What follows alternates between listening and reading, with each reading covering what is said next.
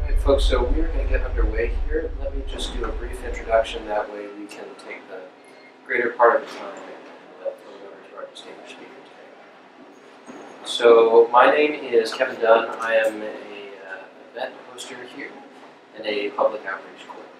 If you want to learn a little bit more about our school, I know the victims of communism team comes over here, so I want to extend a special welcome to you guys.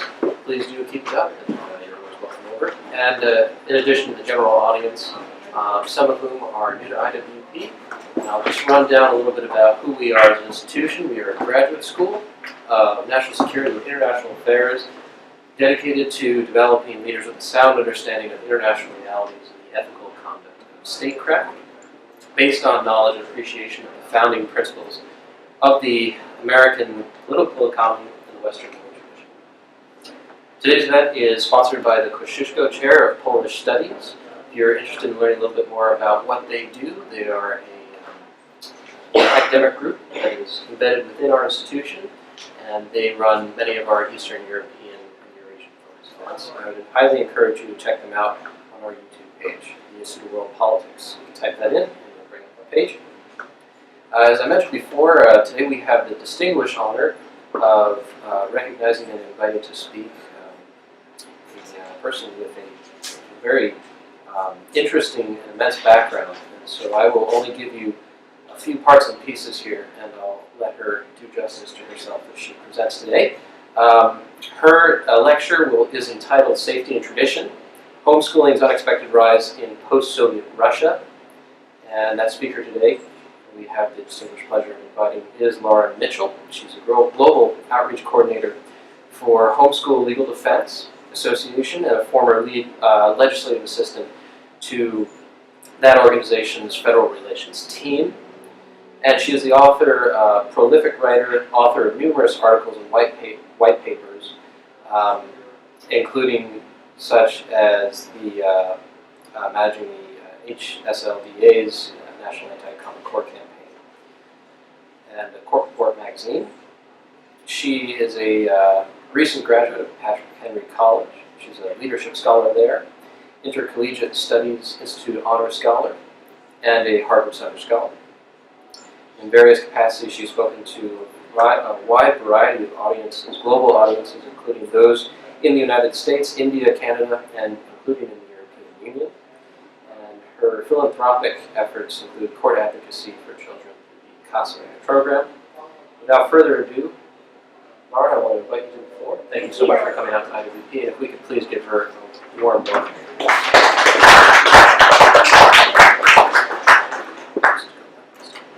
All right, great, perfect. Well, can you all hear me in the back all right? Is that okay? Okay, great. All right, well, as Kevin introduced me, I work with HSLDA. I kind of told you all a little bit about what we do here, so I won't spend too much time on that. But this project that I was working on throughout my senior semester was in conjunction with one of our lead international relations professors at Patrick Henry College, small school in Northern Virginia, but government is kind of our thing.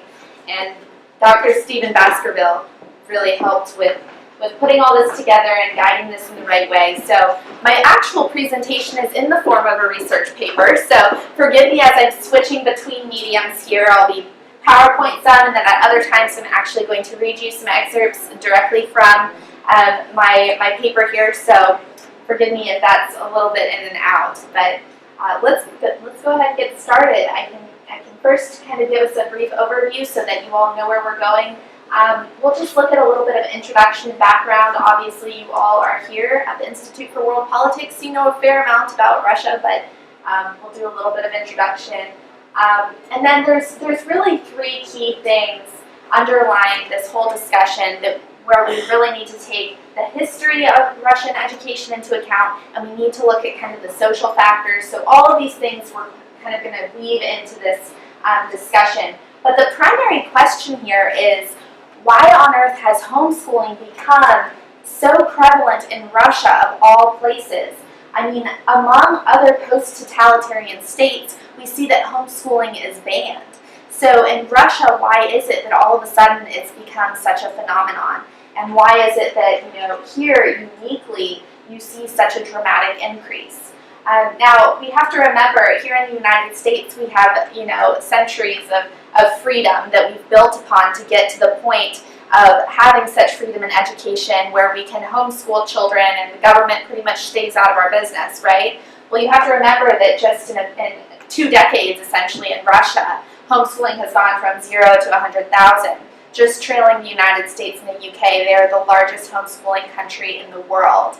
And so when you compare how much time the US has had to build that foundation of freedom to allow homeschooling, and then you look at Russia, which was under communist rule, totalitarian state, and all of a sudden they're just behind us in one of the most freedom-oriented acts one can do, which is to disenroll their child from a public school system and educate them at home. It really raises some questions as to why on earth this is going on, right? Well, this debate is further sparked by the fact that religious freedom is not exactly Russia's favorite thing.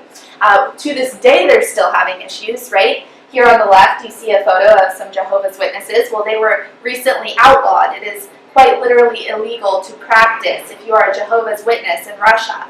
Furthermore, the Church of Scientology for decades has been harassed by government officials, and there's been constant persecution. Christians have faced persecution as well. So this is not something really that Russia is doing too well on, right? The religious freedom issue. So, when you look at the United States and you see that, quite frankly, homeschooling is a religious-based movement. 77% of all homeschoolers say that moral instruction is the primary reason for homeschooling. Why is it that here you see such a growth? And the reality is that homeschooling over there is really not a religious movement at all, but we'll get into that some more later.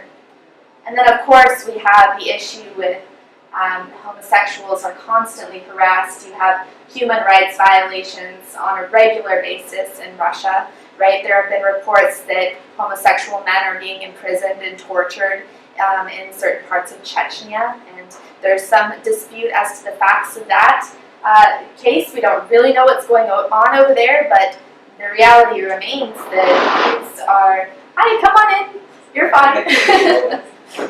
The reality remains that we still have these issues going on. Human rights abuses, journalists are being killed, you still have all of these issues that are cropping up. And so we wonder, why is homeschooling such a thing when we can't even respect some of the most basic human rights? And it's a very good question. That's why we're all here today. So let's do a little bit, I'm not sure what that little thing is down at the bottom, but let's go over just a brief history of Russian education. So it might help to start off the discussion by noting that homeschooling in and of itself is actually not a very new thing to Russia. Now, while under the Soviet Union, of course, you didn't have homeschooling. Homeschooling was absolutely outlawed. Every child must go to school. Every child must be indoctrinated a certain way. Before the revolution, before 1917, family education, as it was called, was very, very prevalent. Now, of course, Russia didn't always have the best education. In fact, the majority of Russian students were very poor. The majority of Russian students were not very well educated at all. But nevertheless, family education was the means of education. Until you were about 15 or 16, you would be schooled at home. And the reason for this is very interesting. It's because of the preservation of Russianness. They kind of saw sending their children off to school as some sort of deviation from the best path to inculcate their children in distinctly Russian values. And so they wanted their children to have a hard work ethic, something that was distinct to their country, a sense of nationalism and pride. And so homeschooling was really seen as, or as family education, as they would call it. That was so accepted that it wasn't even thought of. Now, some of the names on the screen you might recognize. I'm not going to attempt to pronounce the first two, but the first two are very noted Russian poets.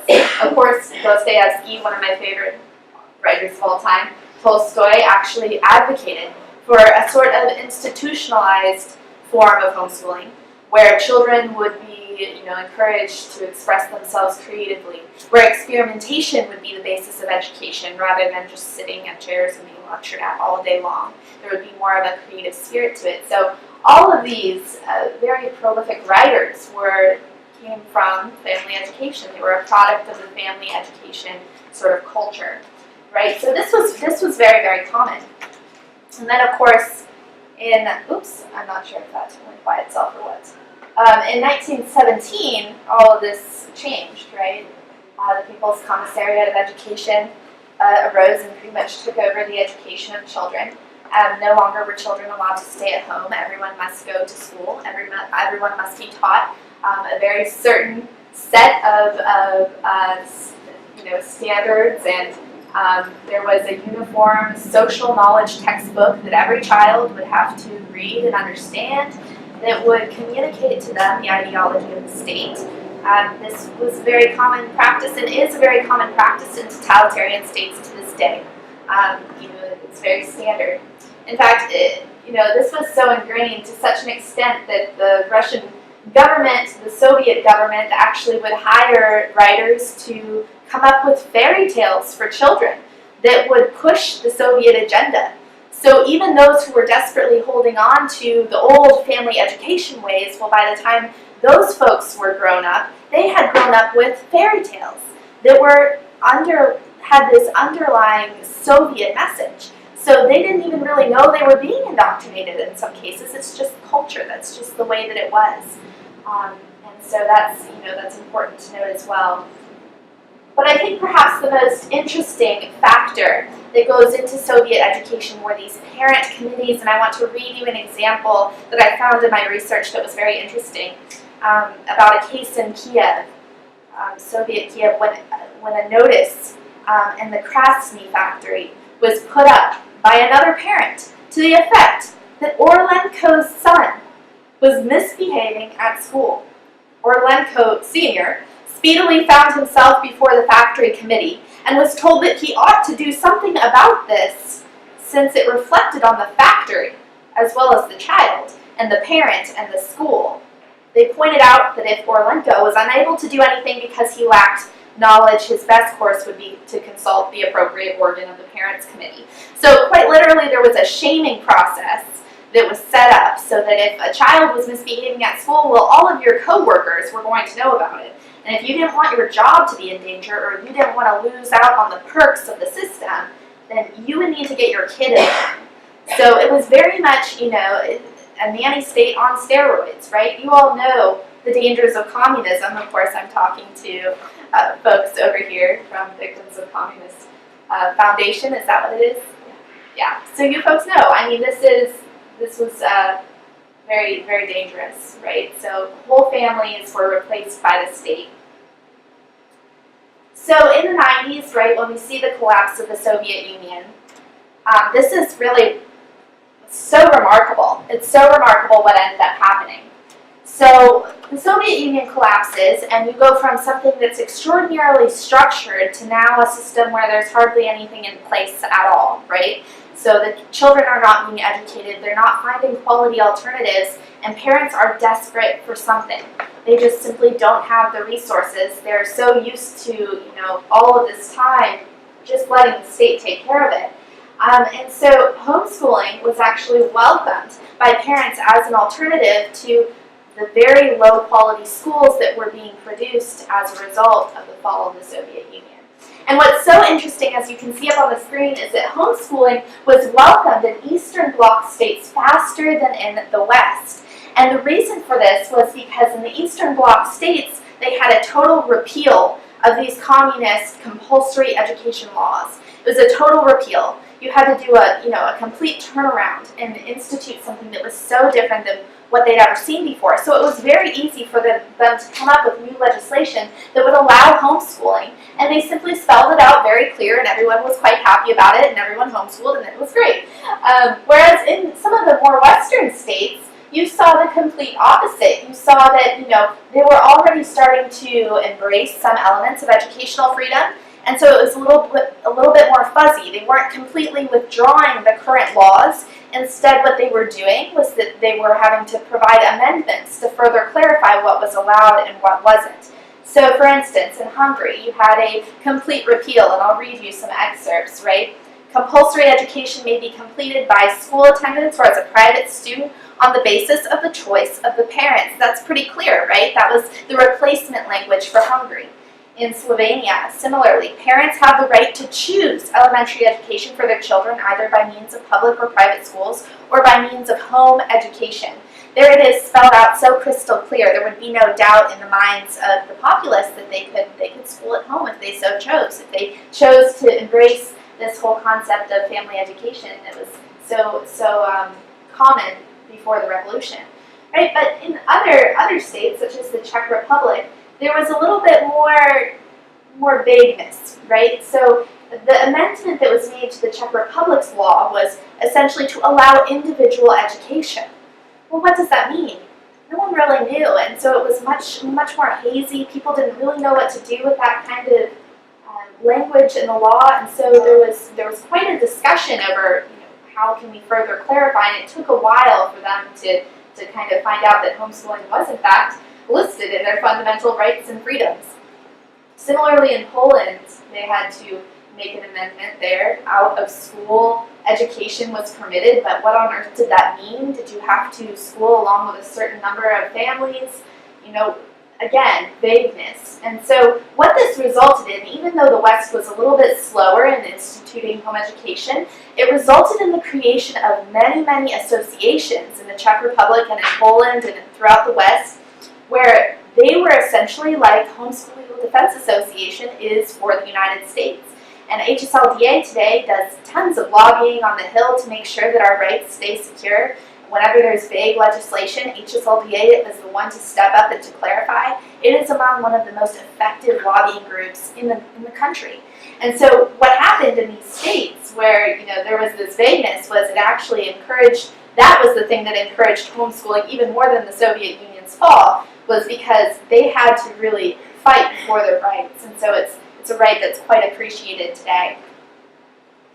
But I want to talk about two more factors that are very interesting that you see more so in Russia than in other states, and that is the fear impetus. A series of targeted terror attacks against children and against families that we can't really imagine here in the United States, although we will draw a few parallels. Let's go ahead and talk about some of them. The first is the pirate school siege in 1998. This was a situation where pirates stormed a school, took about 17 hostages, took several teachers captive, even the principal of the school, and quite a few children were killed in that incident. And parents suddenly were shocked, right? They knew that home education was a right, but why use home education necessarily? What is the impetus here?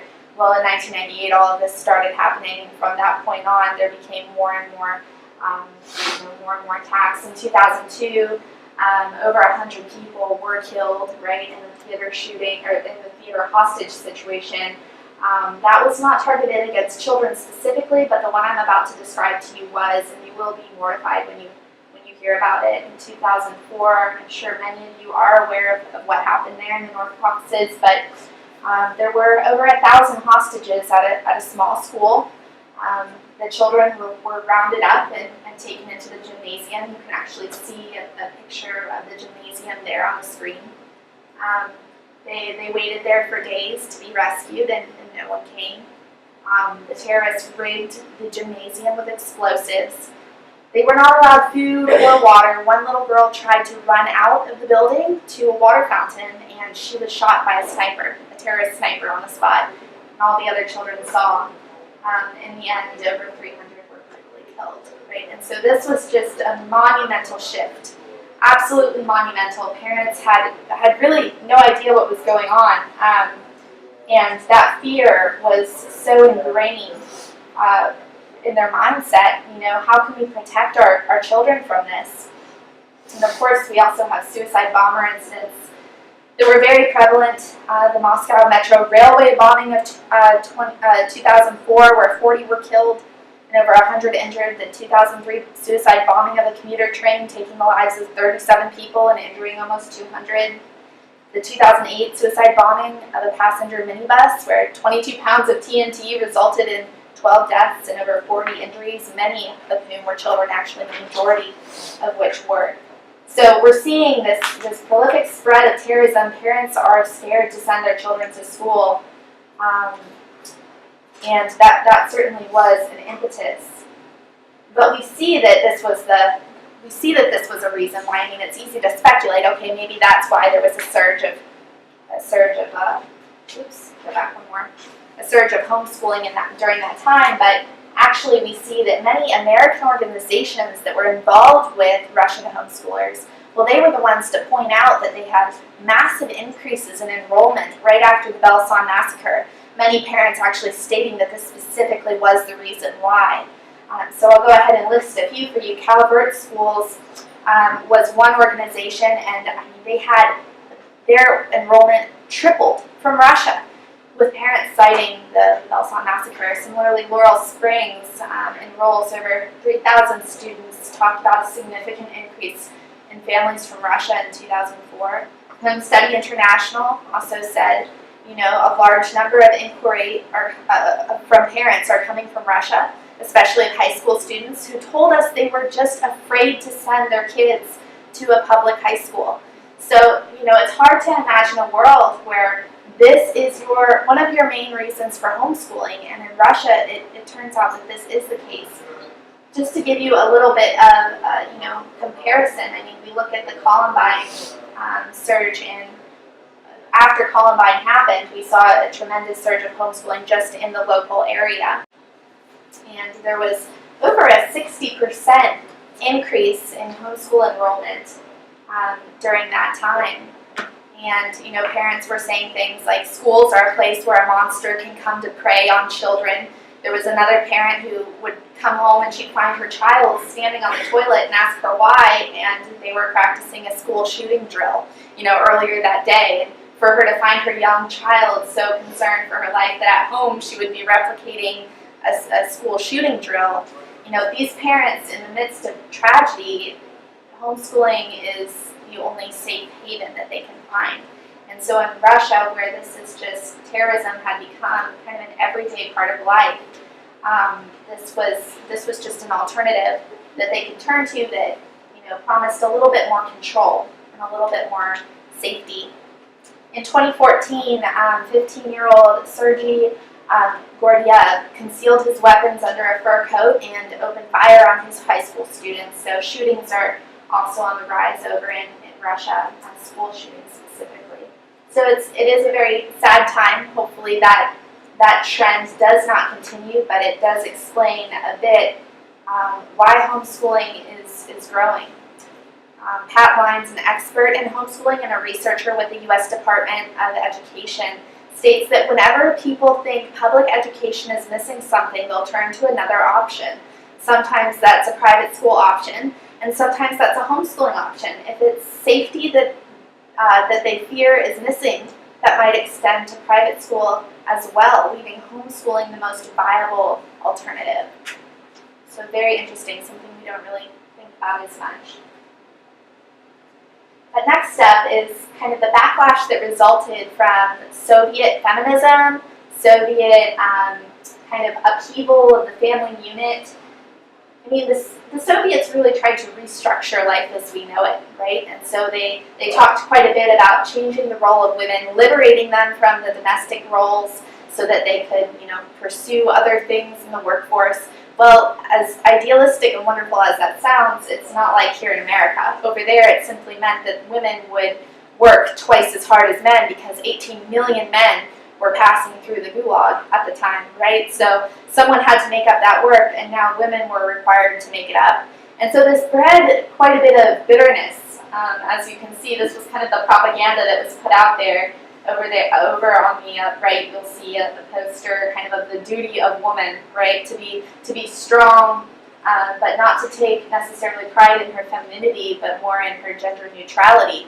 And so experts have since said, as you'll see this quote from one psychologist on the bottom there, women welcomed a return to traditional gender roles and felt the urge to overcompensate for years of subjugated femininity, where, you know, they had been told that being a woman simply isn't all that. And so it's quite a culture shock over in Russia today, but nearly 78% of Russian men and women say that a woman's place is in the home. In and only in the home, that they're not supposed to be in the workplace. And so we look at that and we think, well, that's a bit old-fashioned, but actually traditionalism was a way of rebelling against the state. And so when you think about it that way, how interesting that the conservatism of pre-revolutionary, pre-1917 social life, traditional gender roles, could be so revolutionary against the Soviet state. That in and of itself, I think, poses some excellent political theory questions. Dr. Bayer, maybe we will discuss over lunch sometime. But I found that to be very interesting as well. That luring concept of equality doesn't seem so wonderful when it just means more work and a repression of what you think is natural and good. So today we see, kind of harkening back to the beginning of this lecture when we talked a bit about, well, what is with the homophobia? What is with imprisoning and torturing gay men? What is going on? And then you also hear Putin, right? His very traditionalist rhetoric. Up here I've included a quote from his recent State of the Union address, essentially calling the West neutered and barren and talking about our lack of moralities and our lack of unity as a state. Today, many nations are revising their moral values and ethical norms. Society is now required not only to recognize everyone's right to freedom of consciousness, political views, and privacy, but also to accept without question the equality of good and evil, strange as it seems, concepts that are opposite in meaning. I mean, how alluring does that sound to conservatives? Truly, that sounds pretty alluring. Someone who wants to bring back, all of these wonderful moral principles and not go the way of the West, right? And so you have so much traditionalism, but why people over there just love Putin is not only because he's that strong man, sort of Russian figure that Russians have always wanted in power, but more so because of this traditionalism and the fact that he is really seen as a rebel against that old Soviet system, and he charts a new path, a new way of life. And so this is something that has just grown tremendously. Unfortunately with it, human rights abuses can proliferate, and this can easily become extremist, and I think we've seen that in many parts of Russia. But I think that's very important to look at. Indeed, further, when we're talking about the social and cultural traditionalism of Russia, we need to talk about the family under Soviet rule. And the family under Soviet rule was so destroyed, not only with no-fault divorces, but also abortion on demand and many other things that just took a country that was so traditional and overnight plunged it into just a completely different, progressive sort of state, that the country simply wasn't ready for that. If you look at this account by an anonymous female in 1928, peasants with a respectable married life of 40 years and more behind them suddenly decided to leave their wives and remarry. Peasant boys looked upon marriage as an exciting game and changed wives with the change of seasons. It was not an unusual occurrence for a boy of 20 to have had 3 or 4 wives. I mean, can you believe that? Can you even imagine a world where that exists? And so it was a very different culture and a very different time, and if you have fallen out of love with this kind of society and you are striving for some sort of order,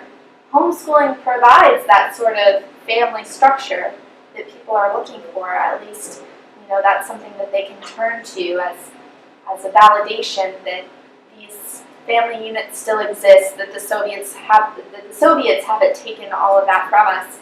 And you see, coming out of post-Soviet Russia, whenever you see family values conference or, a memorandum on, the father's role or something like that, oftentimes if it's not coming out of the United States, it's coming out of Russia. The Yalta Memorandum was one such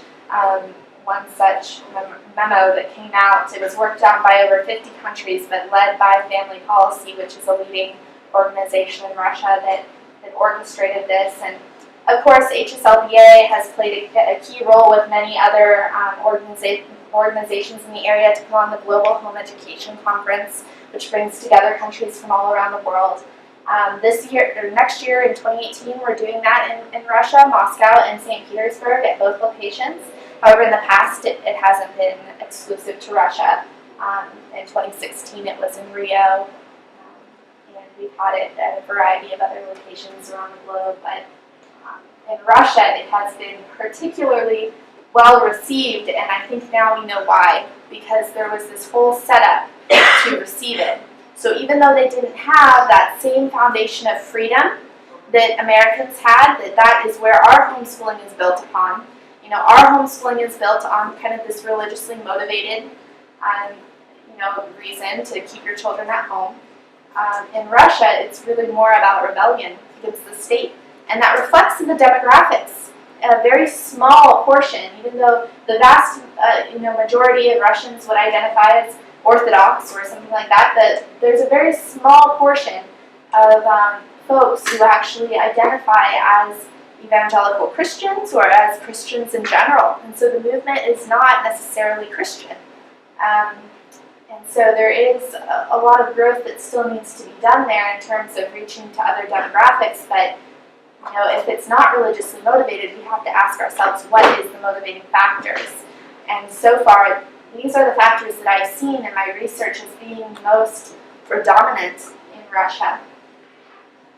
So here's kind of a conclusion, kind of a summary of what I believe are the driving factors.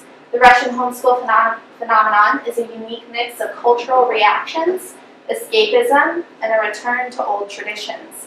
And so although we can identify with Russian homeschoolers in the sense that they are practicing homeschooling much like we are, they are looking for curriculum, much like American homeschoolers are looking for curriculum. They're putting on conferences and they're meeting in co-ops and they're meeting with other families, and perhaps they have high school debate leagues like I was a part of in high school, you never know. There is this very different underlying factor. And so when we're approaching the topic of Russia, I think it's important that we consider all of these things and be sensitive to the cultural differences that we have. And so I know as I travel to Russia next year, these are all things to keep in mind as I'm dialoguing with folks and making connections, and to realize that just because you might be the same in title, advocates for homeschooling, you also each have such different factors at play.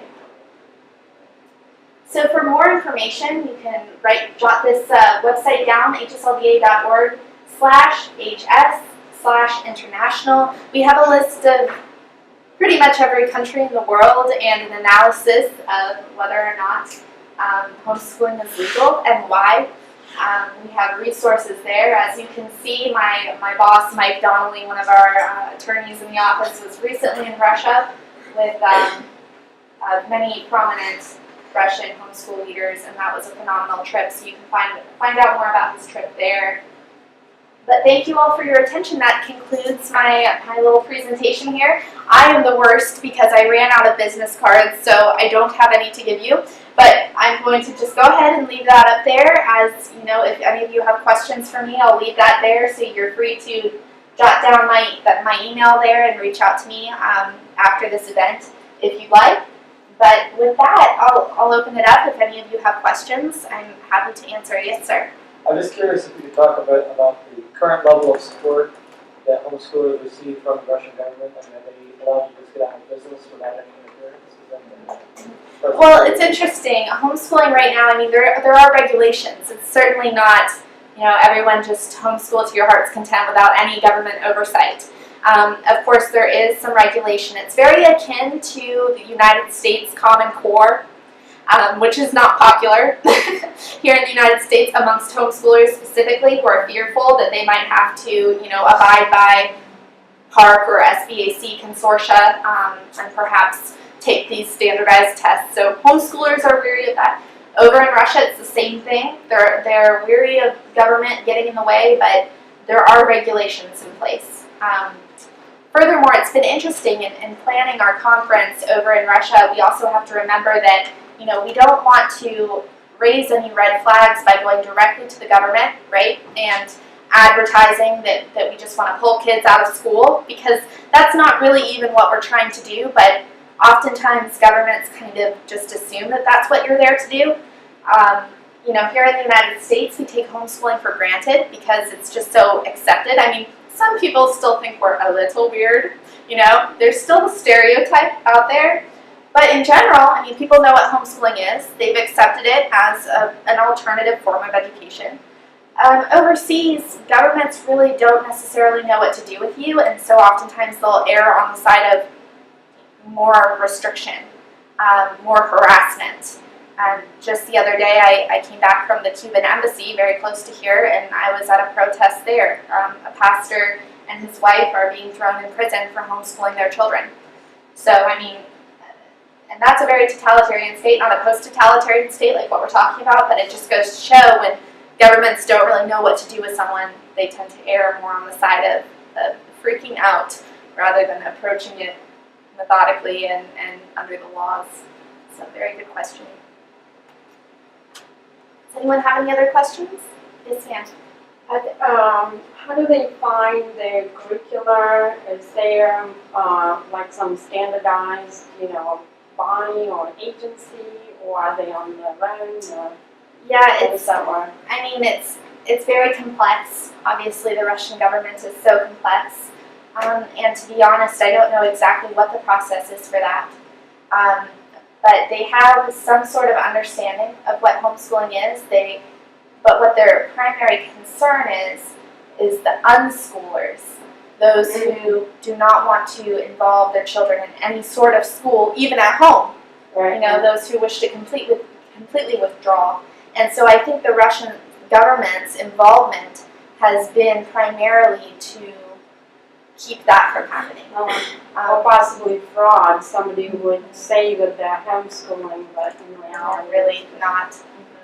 So that's kind of the primary, I think the primary reason. But as far as the actual, structure of how they regulate and how they enforce, I'm not very sure. We haven't had contact with too many people who have had to deal with officials in that way. Surprisingly, I mean, most, and thankfully, because most homeschoolers have been able to homeschool in peace, and we haven't seen many problems in Russia. Yes, ma'am. So can you elaborate on how the rise of homeschooling in Russia is affecting Russia's attitudes toward the West and even politics toward the West? Yes.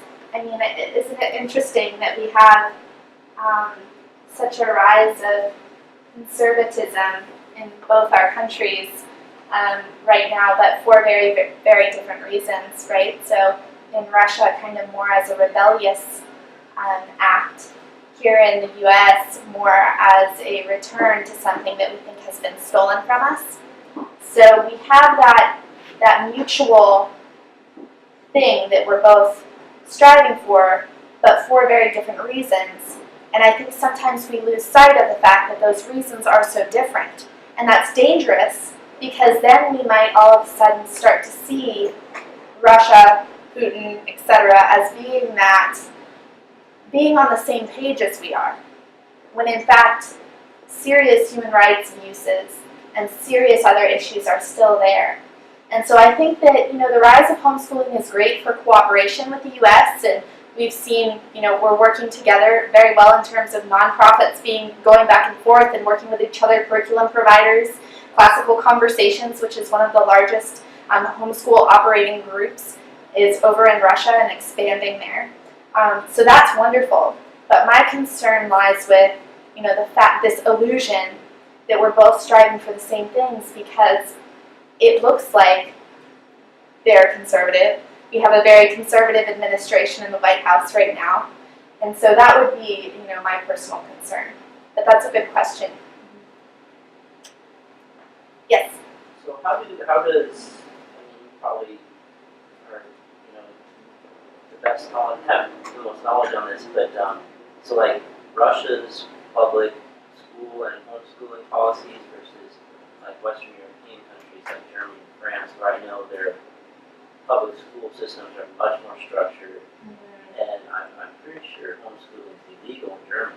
Yes. So how are they different, and how did they develop that way? Yeah, that's a great question. That's what makes this question so interesting, is because there really truly is endless research that can be done on all of these other post-totalitarian states that to this day still outlaw homeschooling, right? In Germany, I've personally dealt with 3 different asylum cases from Germany over the past 6 months or so of families trying to homeschool for religious reasons who had to leave the country because of the persecution they were facing.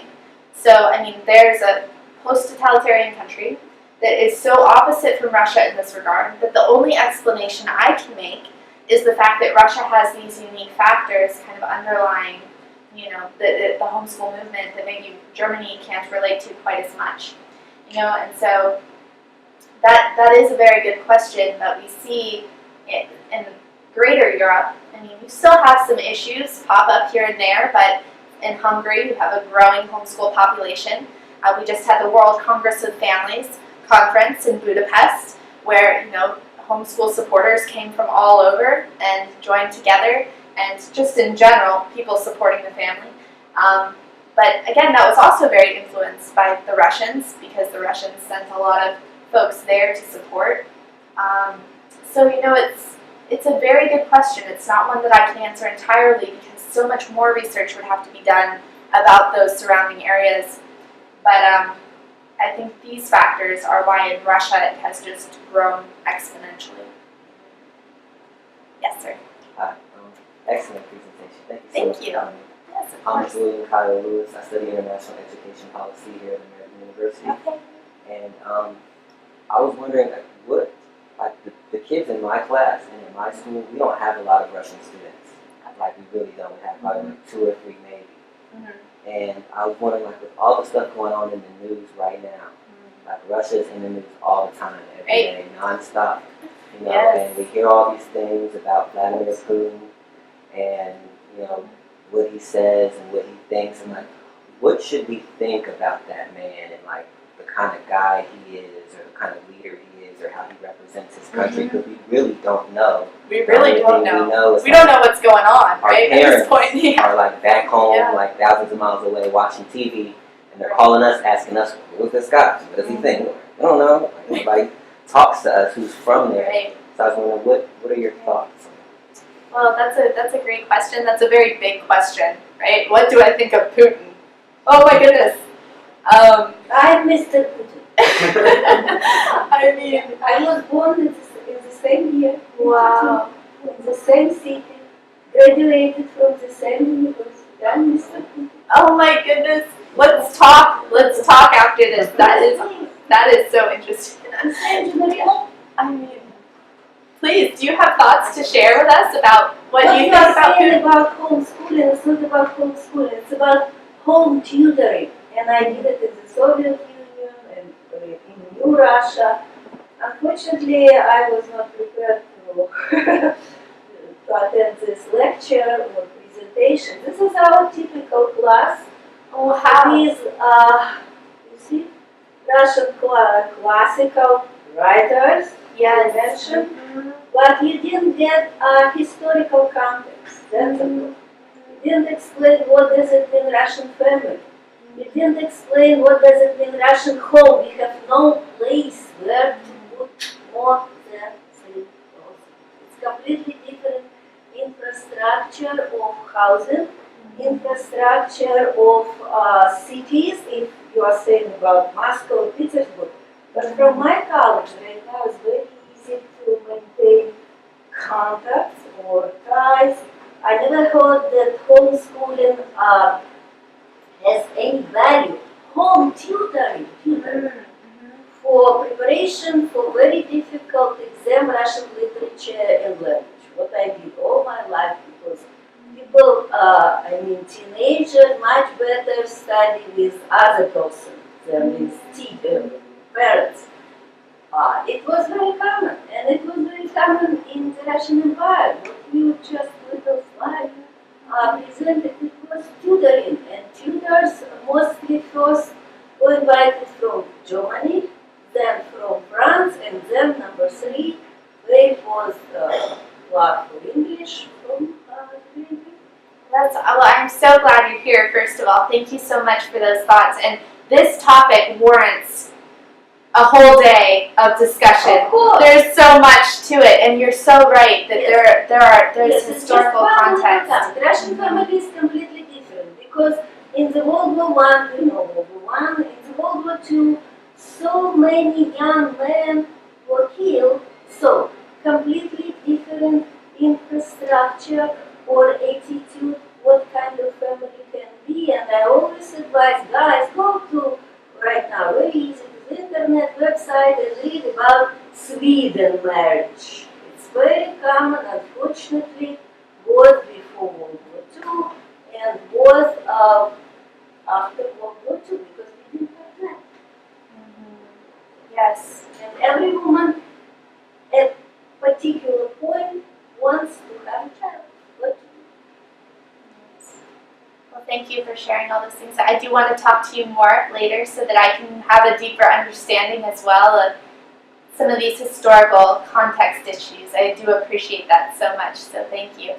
But yes, I mean, to answer your question about Putin, I don't know that I could give you a definite answer about what I personally think about Putin, because I'm just like you. I hear, so many different conflicting reports.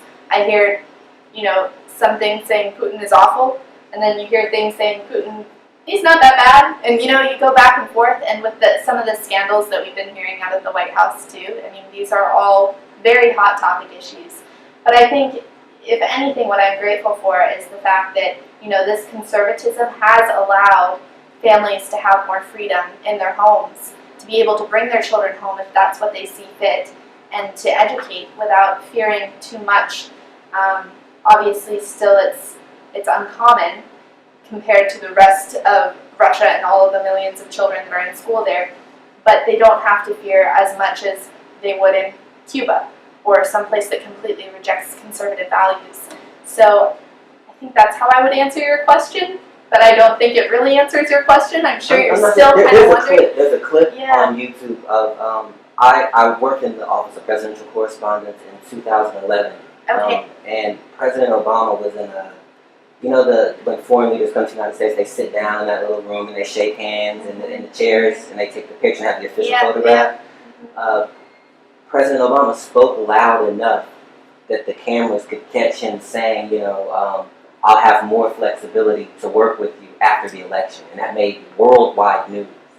And he said it in a way, not loud enough to be an official statement, but so we can all hear that, okay, he's distancing himself to make a political point. The policies of the United States outright to say, okay, well, I'm not the person primarily in charge of dealing with Mr. Putin. And giving us that signal, even though we don't know, what you mean by that or why you did it. Yes. That's a great contribution. Thank you for sharing that. Yeah, there's a lot at play there. And I think personally our best way to improve relations, I think, is not even a governmental one. I think it's through nonprofits. I think it's through third-party actors who are able to go and personally work and help families to communicate with children, to make a difference in those ways. I think that is where we'll really see so much of a growth already from 0 to 100,000 children. Just imagine where it can go in the future. So I think that's really partnership with organizations from our different countries to help growth in Russia. I think that's really where we'll start to see an improvement and maybe an effect that goes past the homeschool issue into broader issues, and that would be a wonderful thing. But great question. Yes, sir. Have you faced any opposition from your visits over there from the Russian government? Because I know they're very suspicious of NGOs and outside. We make sure that in whatever country that we're working with, HSLDA believes that it's critical that we are never imposing what we think is right onto a country simply because of these issues, right? You may think that you're the same, but you're coming from a different place. And so you can never truly know how something will be received, if it will be received. And so we think that if we believe homeschooling as a concept is useful regardless of culture, which we do believe it is naturally within us. We think that from the beginning of time, children have grown up in the context of family and learn best in the context of family. Then we believe it's our role to work with local organizations and allow the local people who are interested in the movement, who really grasp onto the movement as something that they can relate to empower them to take it to their communities. So rarely do we as HSLDA actually go into a country, host a conference or something like that. We empower local grassroots organizations to, take it to their local communities. But the government of Russia, the suspicious folks that they are, Yes. oftentimes could be cautious about just the fact that you're visiting. Right. And we haven't received much trouble with that at all. Okay. It's been a very cooperative relationship. Another big factor that we need to talk about when we're talking about Russia too is religion and the Orthodox Church. And some homeschoolers that are, very prominent in Russia are working with the Orthodox Church, are Orthodox Christians. And so there's a level of cooperation there that I think has really paved the way for homeschooling, and I think that that's probably another factor in, the ease in which HSLDA has been able to support homeschooling in that region. Okay, I think that that's all I have. I don't want to keep you all too long. I know we've already almost come up on an hour here, so thank you all so much for coming.